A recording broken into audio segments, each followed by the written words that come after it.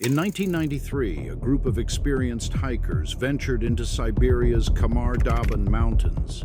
But what was supposed to be a routine trek turned into one of the most mysterious and chilling tragedies in the history of Russian mountaineering.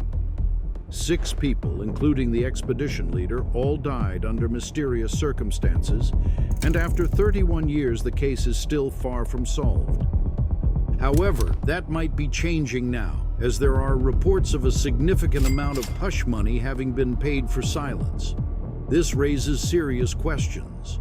Did the Russian government play a direct role in covering up the real cause of the tragedy? Is that why the officials hastily buried the bodies in sealed caskets? This is the chilling case of the Khamar Daban Incident, where the truth remains buried under layers of secrecy, fear, and unanswered questions. In this video, we will piece together every detail of the tragedy and explore the most possible explanation for what might have happened. In the summer of 1993, a group of 7 embarked on what should have been an unforgettable adventure, an ascent of the Khamar Daban mountain range in southern Siberia. Led by Lyudmila Korovina, the head of the Azimut hiking club at a vocational school in Petropavl, Kazakhstan, the group was set to tackle a route of medium difficulty as part of a nationwide sports tourism competition. Korovina was a seasoned hiker with decades of experience scaling mountains like the Tian Shan, Urals, and Altai. At 41 years old, she was beloved by her club members, remembered as a mentor and guide who inspired those around her to become their best selves. On this ill-fated expedition, she was joined by 23 years old Alexander Kresin, 19 years old Denis Shvachkin, who had joined the group almost by chance after another member was forced to drop out, 15 years old Timur Bapanov, 24 years old Tatyana Filipenko, 16 years old Victoria Zalesova, and 16 years old Valentina Utochenko. The Khamar Daban mountain range lies deep in the Republic of Buryatia, a land steeped in ancient traditions and spiritual beliefs. The summer of 1993 was what meteorologists considered to be one of the worst in 30 years. Contrary to the local forecast during that time, the area was battered by heavy rain, unexpected snowfall, and fierce winds. Moreover, an impenetrable, almost surreal phenomenon known as sticky fog had enveloped the area. Hikers often reported inexplicable sensations, an overwhelming sense of fear, anxiety, or even despair. Some spoke of hearing strange, otherworldly sounds, an incessant rumble, cryptic creaking, or squeaking that seems to come from nowhere. Deers froze and stared at humans without fear. Bears ventured onto railroad tracks and threw themselves under trains. The group was completely unaware that these were the kind of challenges they were to face during the trip.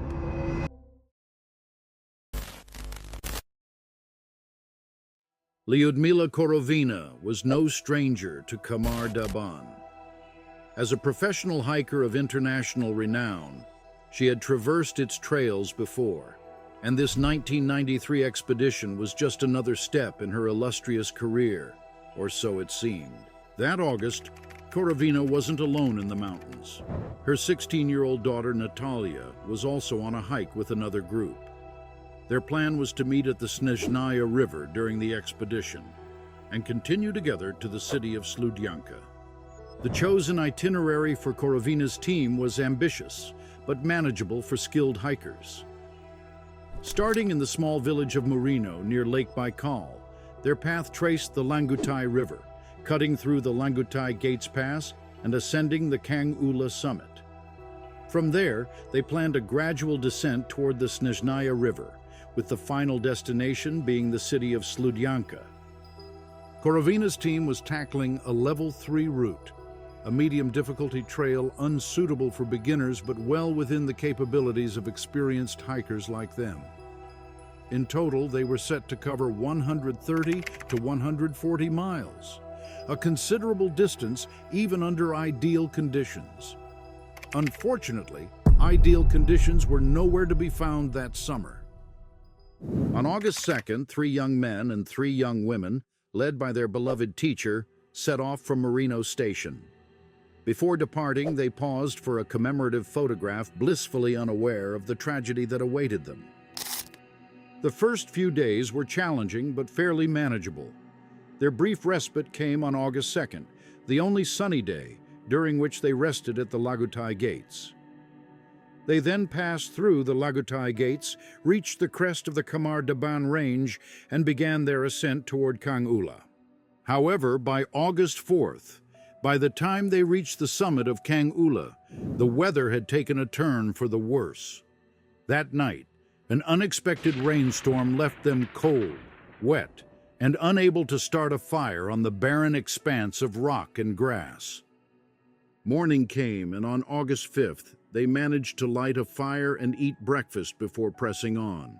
Their plan was simple: climb another, lower mountain before descending to the Snezhnaya River, where Natalia's group would be waiting to join them for the final stretch to Sludyanka. But things didn't go as planned. When Natalia's group reached the meeting point, Korovina's team was nowhere to be seen. Thinking they might have been delayed by the weather, Natalia's group decided to wait another day. But even then, Korovina's team failed to appear. Faced with no other choice, Natalia's group continued their journey without them. Natalia couldn't help but wonder if something had gone wrong on the ridge. By the time Natalia completed her hike, her worst fears had been confirmed. She was met with devastating news. A desperately screaming Valentina Utochenko, one of Korovina's team, had been found by a group of Ukrainian hikers on the banks of the Snezhnaya River. When the hikers got to the shore, Valentina was incoherently telling them that people had died, and she was scared. The group had to quickly take action. They fed Valentina, gave her essential medications, and made sure she was warm and stable. Then they escorted her to the rescue service in Slyudyanka. The news spread quickly. Telegrams were dispatched to the families of the deceased, and an overwhelming number of questions began to surface. What could have happened to Korovina's team as rescuers scoured the treacherous mountains for the remains of Lyudmila Korovina's group? An official investigation began to piece together the tragedy. Valentina Utochenko, the sole survivor, was asked to provide an explanatory note detailing the horrific events. Her account, along with subsequent recountings, painted a chilling picture of the group's final moments. On August 4th, a Mongolian cyclone brought sudden violent weather to their campsite. Heavy rain, snow, and howling winds hit the group unprepared. After having food at around 4 p.m., the cold and heavy rain forced the group to set up their camp in a treeless area with 2 tents. By 4 a.m. on August 5th, the ropes securing their tents tore, so they replaced them. At 6 a.m., one of the tent poles was ripped from the ground, soaking their sleeping bags. Then, by 10 a.m., Alexander Krisin, shivering and soaking wet, said he was freezing. Korovina, experienced as she was, recognized the grave danger and ordered the group to pack and descend quickly to the tree line. But their descent was cut short by a catastrophic chain of events. After 10 meters, Krisin, the group's strongest member, suddenly began convulsing, bleeding from his eyes and ears and frothing at the mouth. He collapsed, his body racked with spasms, before going still. Lyudmila Korovina ran to him, trying desperately to resuscitate him.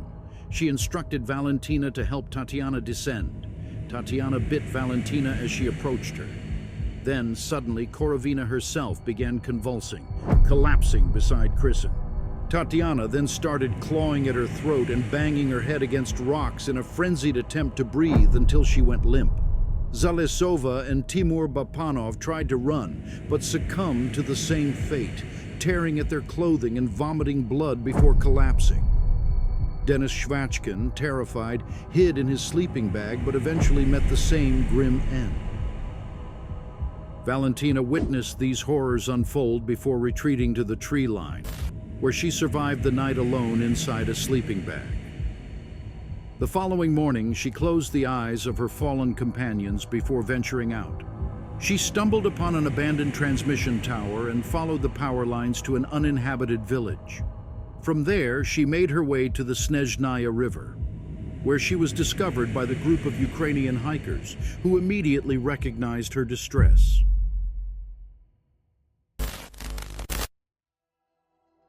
By late August, harsh weather still prevented the search for Lyudmila Korovina's team. The conditions were so severe that helicopters couldn't be deployed, delaying the discovery of their bodies until month's end. The rescuers recalled that almost all the victims were dressed in thin trousers, with 3 of them lying barefoot. It was a horrific scene. 6 mutilated corpses, already scavenged by rats and birds. The bodies were taken by helicopter to Ulan-Ude, the capital of Buryatia, for an autopsy. The results were chilling but expected. Everyone had died from hypothermia, except for Lyudmila Korovina, who had died of a heart attack. Protein deficiency, due to malnutrition, was listed as a contributing factor to their deaths. At least that was the official story. However, something didn't quite add up. The group had packed 2,400 calories per person per day, enough to sustain them through the hike. Why then did they end up starving? And why did the group seemingly fall into madness without warning? Some blamed Korovina, arguing that her decisions led the group to exhaustion and ultimately their deaths. But the families of the deceased students rejected this idea. They stood by Korovina, expressing unwavering trust in her expertise. This only deepened the mystery. Then how did a well-prepared group, led by a seasoned expert, meet such a horrifying fate? For over 2 decades, Valentina Utachenko remained silent about the tragedy, not even confiding in her own husband. She moved to another city almost immediately after the incident, and she required long-term medical care and spent a significant time in the hospital to heal from the trauma. Years later, Valentina finally broke her silence during a popular Russian TV show, appearing alongside Korovina's daughter Natalia and Yuri Golias, a rescuer involved in the search mission. On the show, they discussed several theories surrounding the mysterious events on Khamar Daban. It was during this program that Natalia revealed shocking details about what had transpired after the tragedy. Natalia disclosed that she had been offered hush money, an amount so significant that she accepted it. She recounted being summoned to an office shortly after the incident and told not to ask any questions or investigate her mother's death. Despite her initial resistance, she was pressured into compliance.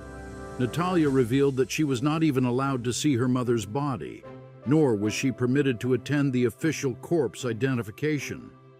All the members of the group, including Korovina, were buried in closed caskets. For years, Natalia believed this was because she was a minor at the time. However, she later learned that none of her relatives were given access to Lyudmila Korovina's body, adding another layer of mystery to an already inexplicable tragedy. This revelation directly points fingers at government interference, raising chilling questions. Could Khamar Daban have been the site of a secret weapon test gone horribly wrong? The events surrounding the tragedy seem suspicious enough to fuel such speculation.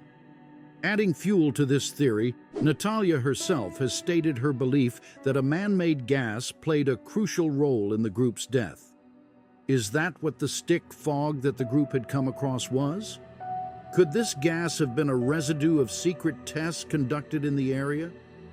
This theory suggests that the hikers may have encountered remnants of a nerve agent, a possibility disturbingly plausible given the history of weapons testing in Siberia. The Soviet Union often used remote regions like this as its experimental playground. Among the rumored culprits is Novichok, a nerve agent notorious for its devastating effects. Frothing at the mouth, bleeding from the eyes and ears, and violent convulsions, Symptoms eerily similar to those described in Valentina's account are consistent with exposure to such substances. But how could a nerve agent have reached the group? If this theory holds, the chemical tests might have been conducted weeks or months earlier, leaving residual toxins in the environment. The rain and wind could have carried these toxins toward the hikers' camp that fateful night. Valentina may have survived simply because she was farther away from the others when the alleged agent struck. Could the deaths of Korovina and her team have been collateral damage in a covert operation that was never meant to see the light of day? What is clear from all this is that nature sometimes displays inexplicable phenomena. It seems unlikely we will ever fully solve the mystery of the trekkers' deaths, not only because it's so complex, but because there are details we may never uncover. While there are other widely discussed theories covered in other videos that link the group's death to natural causes, such as harsh weather, toxic gases from seismic activity, poisonous plants, or even infrasound, none are as compelling as the theory of government interference, especially after the recent details that have emerged. Now it's your turn. Please share in the comments what you think is the most plausible explanation. Was it nature's wrath, or was something darker at play? We'd love to hear your thoughts and theories. Thank you for joining us in unraveling this mysterious tragedy, and we hope to see you in the next one.